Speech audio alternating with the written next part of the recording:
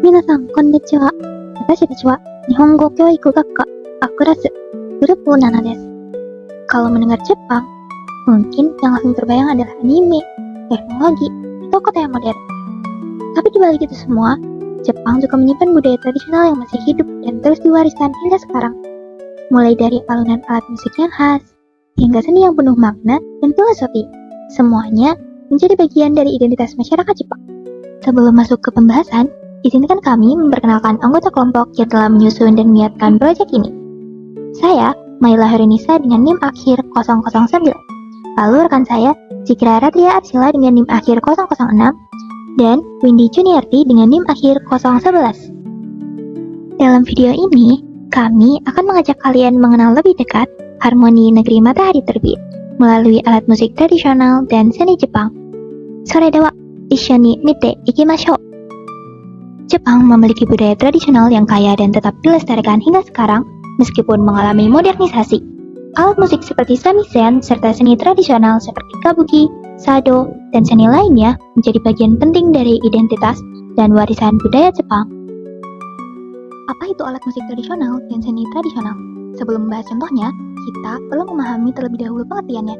Jadi, alat musik tradisional adalah instrumen musik yang berkembang secara turun-temurun dan menjadi bagian dari identitas budaya suatu masyarakat. Sedangkan seni tradisional merupakan bentuk ekspresi budaya yang diwariskan dari generasi ke generasi dan berkembang berdasarkan nilai serta tradisi yang berlaku di masyarakat. Di Jepang, keduanya menjadi bagian penting yang tidak hanya menunjukkan kreativitas, tetapi juga mencerminkan filosofi dan kehidupan masyarakatnya. Jadi, di dalam kehidupan masyarakat Jepang, alat musik tradisional dan seni memiliki peran yang cukup besar.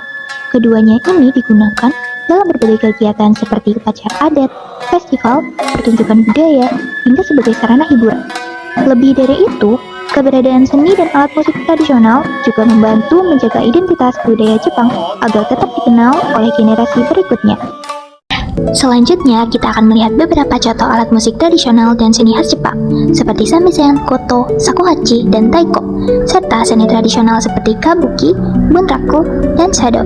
Untuk penjelasan lebih lanjut mengenai masing-masing budaya tersebut, simak videonya sampai akhir ya.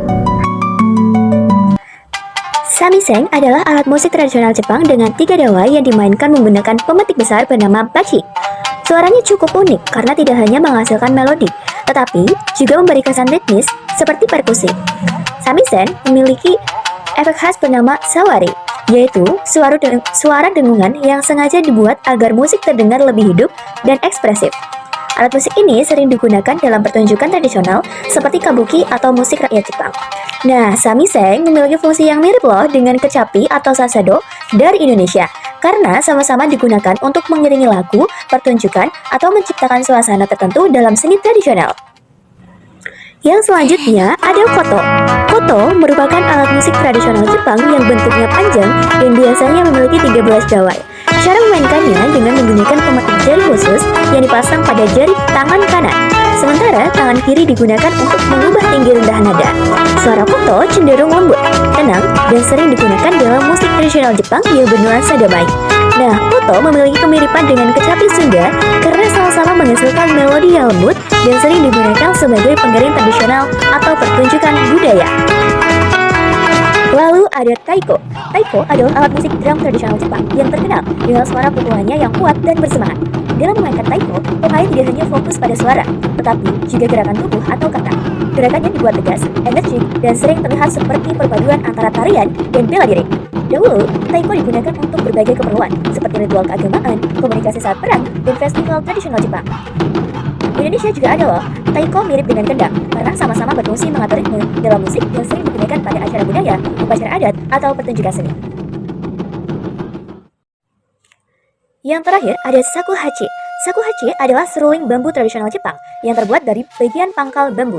Alat musik ini awalnya digunakan oleh biksu Buddha Zen sebagai sarana meditasi atau suizen. Meskipun hanya memiliki 5 lubang nada, shakuhachi mampu menghasilkan banyak variasi suara melalui teknik pernafasan dan perubahan posisi kepala. Suaranya terdengar alami, seperti hembusan angin, sehingga memberikan kesan tenang dan menenangkan. Shakuhachi memiliki kemiripan dengan seruling karena sama-sama terbuat dari bambu dan sering digunakan untuk menghasilkan suasana musik yang lembut serta menenangkan.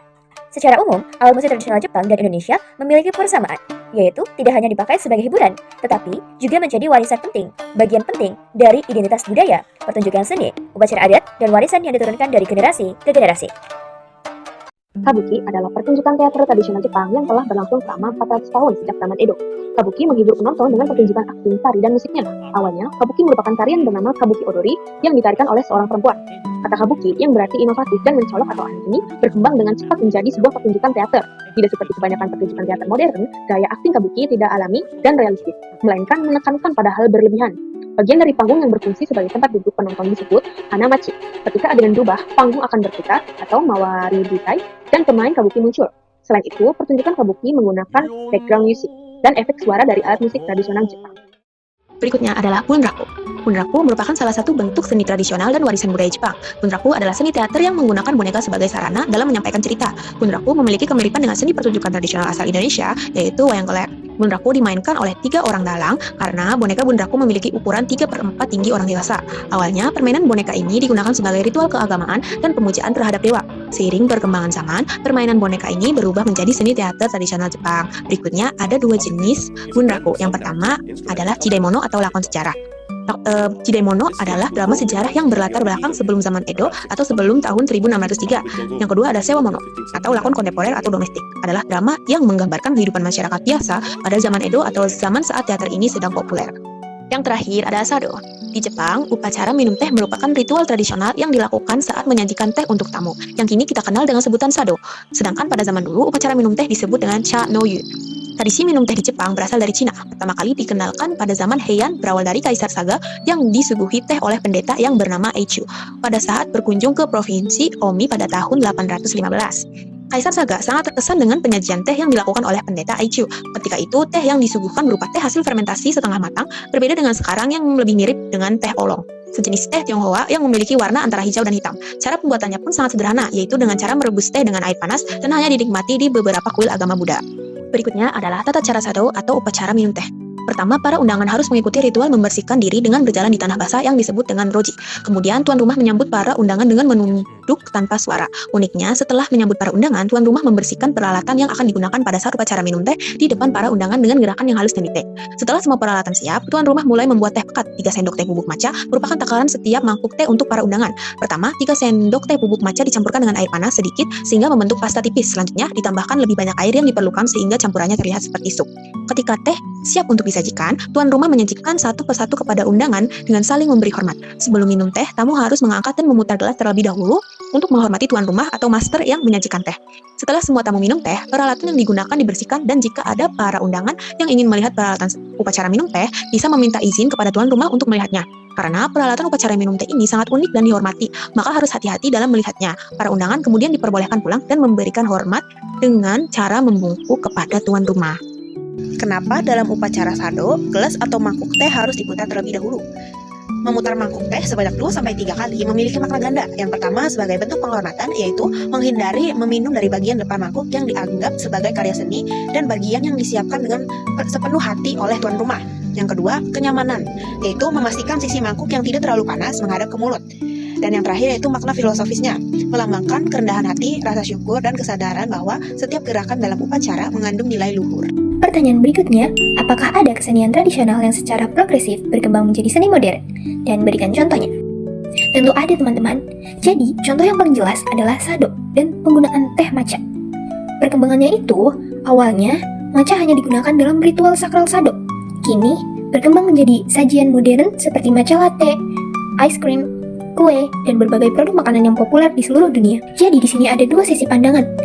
Sisi pandangan positif, memperkenalkan budaya Jepang ke lebih banyak orang dan menjadi bentuk apresiasi budaya. Tantangannya, berisiko menghilangkan esensi filosofis, karena sering hanya dinikmati dari segi rasa, bukan makna ritualnya. Jadi kesimpulannya adalah, keduanya ini bisa berdampingan, matcha modern sebagai jembatan pengenalan, sedangkan sado tetap mempertahankan nilai luhur aslinya.